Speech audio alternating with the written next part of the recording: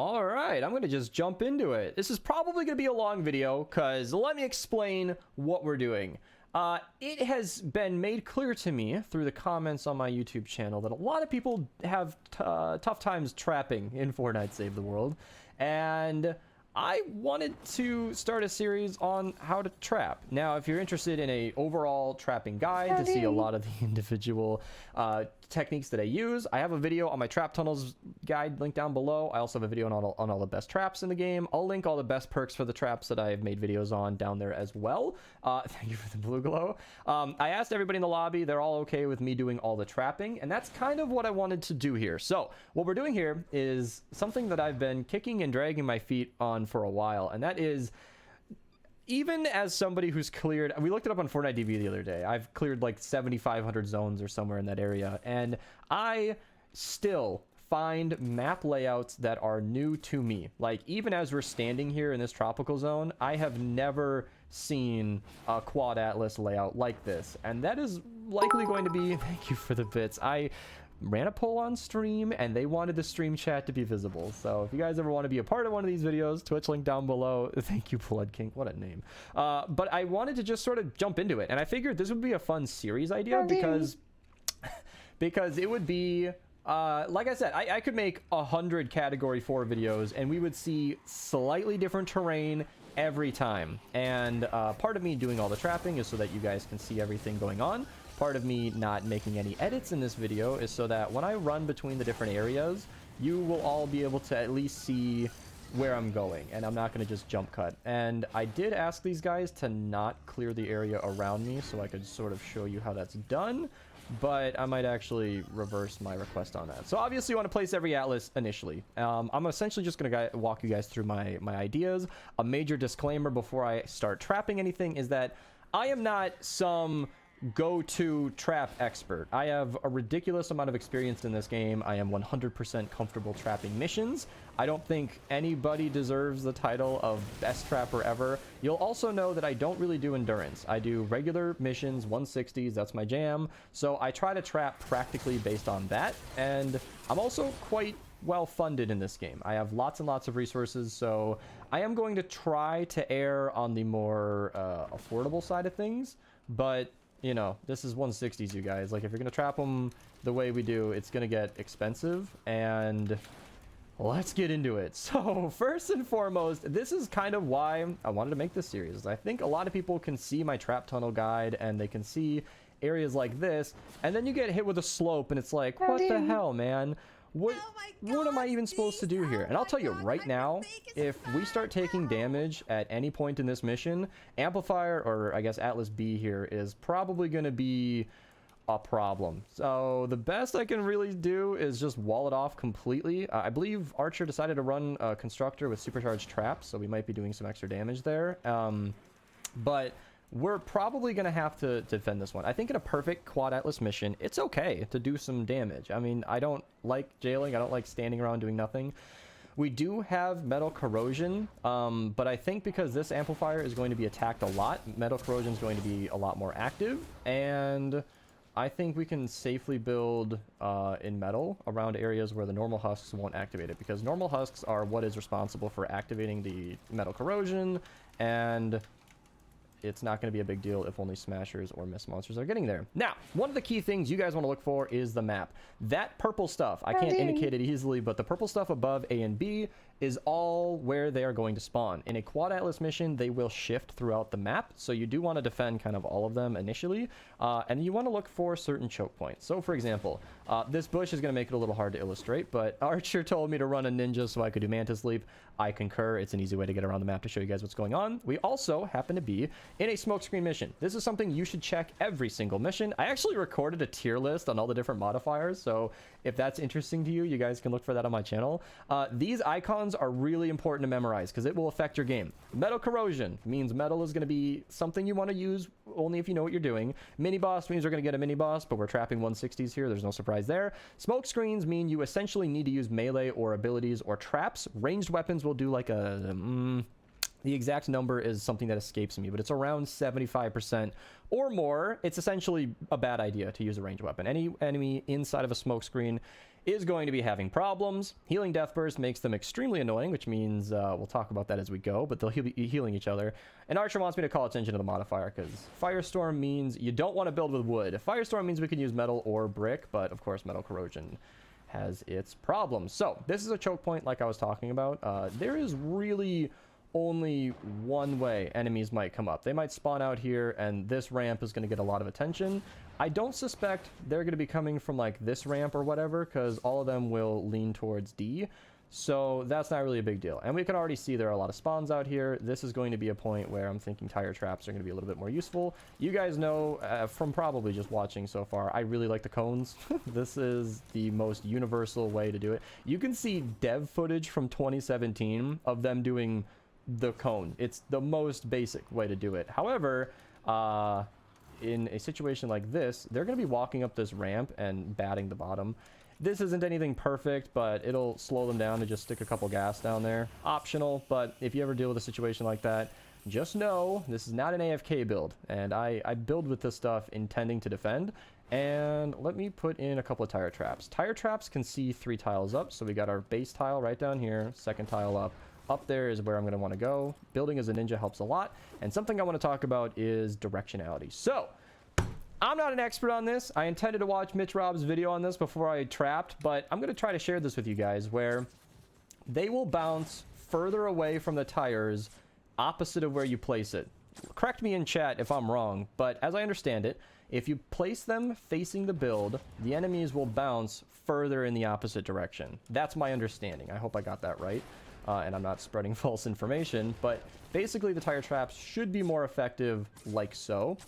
And correct. Thank you, Aori. I don't have any access to my... Okay. By the way, trap wheel, big plus. A lot of people might not realize the trap wheel is something you can bind. It's super useful. I'm going to put 1 floor freeze just for whatever extra damage I can get. And it's always extremely important to connect your structures. Propanes and lobbers are things that exist, and they want your builds to not exist. So... trying to give it as much connection as possible is always really important. Something off to the side like this that's not going to get attacked is really nice. We are currently recording this in the Valentine's season, and because of my relationship status, I'm playing Fortnite for you guys. And that's definitely going to be a good situation because the lobbers are going to be messy. Now, this is going to be a problem. They're going to probably smack this. It's whatever. I'll let it die. I'm not really terribly concerned.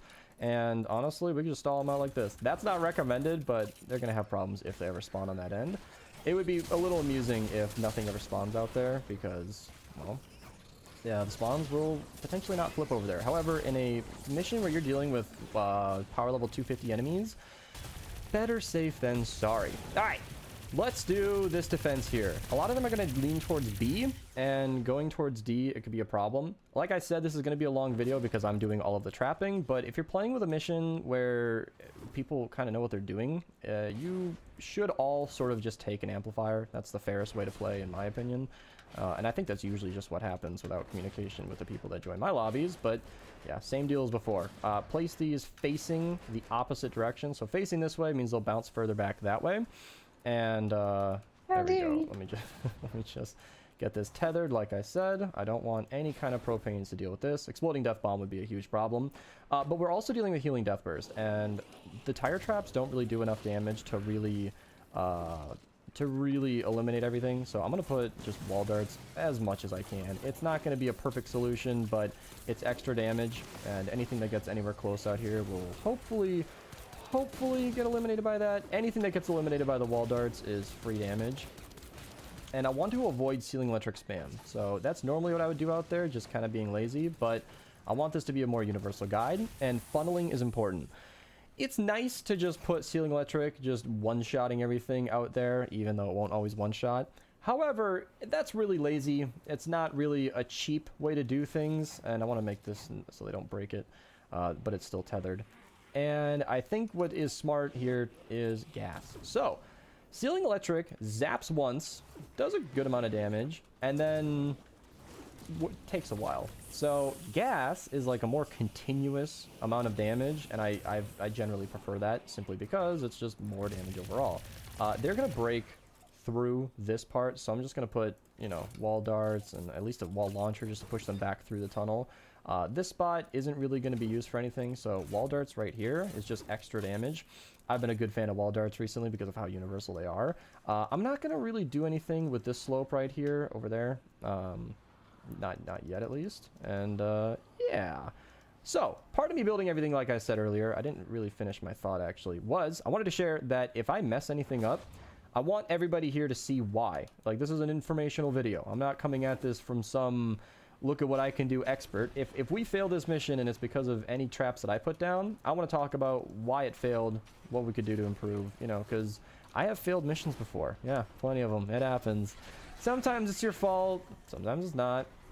Oh yeah, how's it working? Get a little trial test here. See what I mean? The tire traps are just bouncing them back further and further, and you're actually getting some really good distance on this, and it's a really just useful thing. Again, not taking a ton of damage, but the closer they get, they'll start to get hit by the gas, and they'll get chipped away one by one. I'm a human being. I'm a player that can actually participate in the mission, so, you know, I'm going to do my own damage, right? But, oh, I didn't think about that too much. It doesn't matter. It's not always that important. Oh, man, the lobber's dead. So, there you go. Did these guys do the target practice? Nice. Yeah, I usually like to do that, but, you know, I did just ask my entire team not to play the game, so I don't blame them for entertaining themselves. All right, woo! Moving on to another amplifier. Just got to get the cone in place, of course. If you guys want to upgrade the builds, that would be great. I think nobody's running recycling, but I am building all the traps, so it's going to be expensive. This is going to be tricky. So this is where funneling is kind of important. This is going to be an issue with the target practice here, but... Oh, maybe because they already... Interesting, okay. Yeah, it doesn't always happen, but that's what is something that inspired this tutorial, you know? Like, literally, I have never had a target practice... Well, only on a few occasions have I ever had a target practice this close to the defense, and I'm thinking they won't come around here. I know that I'm wasting wall darts, but yeah, and in this case, actually, if I'm in the... Lazily, I'll just put a ramp, but I know you endurance users would love to see that. I think that's more of a proper way to do that, so they don't walk all the way through. I'm more prepared to just deal with it in case. This is, again, optional. The wall darts here are not necessary. You don't specifically need them for this defense, but all that extra damage is really nice. And you can see we've kind of created a choke point. We've created our own little funnel.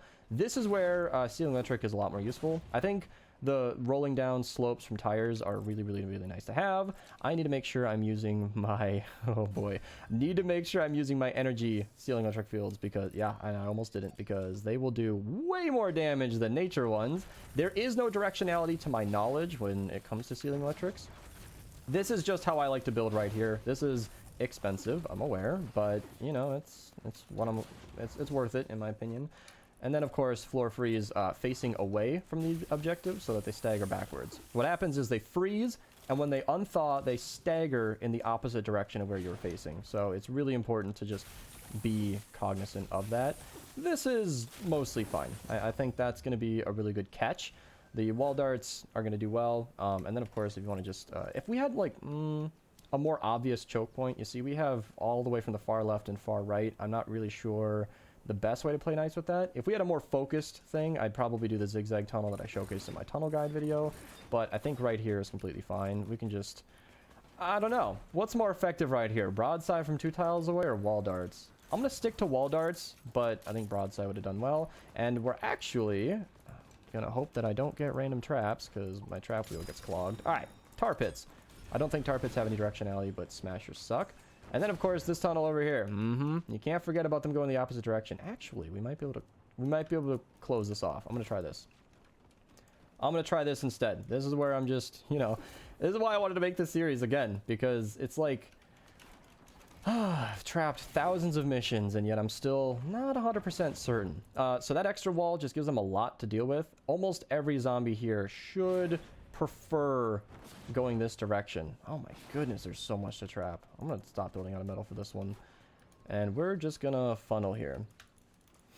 Funnel them going that direction. Yeah, they should all be going in this direction. Hey, Wally. How dare you. Mention that since close quarters is gone, they no longer become immune to drop traps and freeze after 5 uses. Yeah, a lot of people might not be aware of that as well. Yeah, so the drop traps are not gonna be a problem after 5 uses anymore, which is why I'm kind of spamming floor freeze fairly generously here. I know I used Sealing Electric before. This time around, I'm just going to use gas, just because it's healing Death Burst, and I want constant damage. We're going to use wall launchers wherever we can, and because we have 2 walls facing each other, broadsides are going to be really powerful here. This wall shouldn't get broken, but an overzealous smasher will make it disappear very easily, so something to keep track of. That's another reason wall darts are a little more robust, is because they don't need that extra wall. They're going to do lots of damage regardless. And I like to put wall darts wherever I can place them. They're expensive and unnecessary, but could help. This is going to be a problem. Is there an Outlander? Does Joey want to come grab this? Get it out of the way? Because I think Husks can get hit on this, and I don't want that to be happening. Yeah, at this point, that side is almost completely done for 160s. I don't think 4 gas is going to be enough, but I can hope and I can pray. Something you can always do is use defenders, or in this case, I mean, this isn't recommended usually, but I mean, you could just put a couple drop traps. Not anything you should rely on, but it'll be, whoops, it'll be a last resort kind of extra damage, and then we'll try to connect that. Don't want to give him a ramp. Not like it would really matter here. Put that, put that, put that, and then at the end we can have one more. I'm gonna put a tar pit at the end just to stop any smashers going hard. And honestly, we can just sort of cheese it there too. That tar pit is only if a smasher breaks the wall. That's not something I would normally do. Okay, northeast once again. Goodness gracious, this is a you've got to be kidding me build, because it's like, what am I supposed? We have an arch, a ramp. None of this is going to be clean. None of this is going to be 100%. All of it is going to be expensive. Let's place these facing the opposite direction. Let's make that not a recommended place for them to go. I'm going to go back to sealing electric fields for one key purpose. This is where I want it to be open. I'm happy with gas because this is an enclosed tunnel that the players can ignore. Sealing electric will give us nice aerial damage that's safe from propane. That will also allow us to be able to see back through here. If anything is gets fucking annihilated by a rat. I did not expect that. This will give us a chance to just cheese a lot of extra damage with the sealing electric field. Yeah, I don't think that's going to be perfect right here, but it's going to hopefully do the job. And, all right, this is where you got to get a little creative. All right, here's my idea. So, we're going to make our zigzag over here, and then just kind of trap in opposition. We're going to just, oops, put a bunch of block off walls, little funneling going on here. Hopefully this prevents them from walking out in this direction. 3 tiles is usually the magic number, but we want all of them to come through this choke point right here. And what we can do is put a wall here, put a wall, there you go. This sealing electric field, don't quote me, we'll find out together, should affect the enemies on the top and the bottom. This is not something I feel like I've ever intentionally tried before, but I don't know, could be some extra damage. And I'm not going to have this going out too far. We are going to do lots of floor freeze facing our objective, of course. And then once again, same as before, wall darts are really effective in healing death burst because, well, they just do so much damage straight up. I was hoping he wouldn't have killed them so I could demonstrate, but I mean, the mission defense will be what it is. Almost a 20-minute video. Yeah, guys, I mean, trapping category 4 solo is nothing you should ever do. If you need people to play with, our Discord is awesome. Hopefully you can find nice people that actually contribute. I understand these missions are expensive, but, you know, teamwork makes the dream work. I'm going to just stick to four of these. I don't use any sound walls usually. We shouldn't have too many propanes, at least right away, hopefully. I think I'm ready to try it. I'm not optimistic about this section. This is going to be a little hairy, but we do have a good amount of traps going. Also, fun fact, you can just sort of, there you go, get some extra damage, because these have 3 tile range, so. All right. No party hips, there you go. That's my celebration of round 1, because as the spawns flip, we need to be cognizant of where they might come from. Like, this area is wide open, and I'm ready to give it a shot. So, let's find the leaks. Remember, when you start a mission, you should never be comfortable. I'm gonna stick on A. If you guys want to branch out to the other ones, let me know if anything's failing. It looks like Northwest is getting hit pretty hard. Most everything is going into the defense. Smashers are going to be a problem. While he's frozen is a good time to get involved, by the way. Just because he's going to be taking 20% from everywhere. Try not to stand in front of the Smasher because you'll antagonize him. The traps aren't always going to take out a Smasher 100%. But it'll do a lot. So you should only really involve yourself with a Smasher towards the end, or if he's frozen.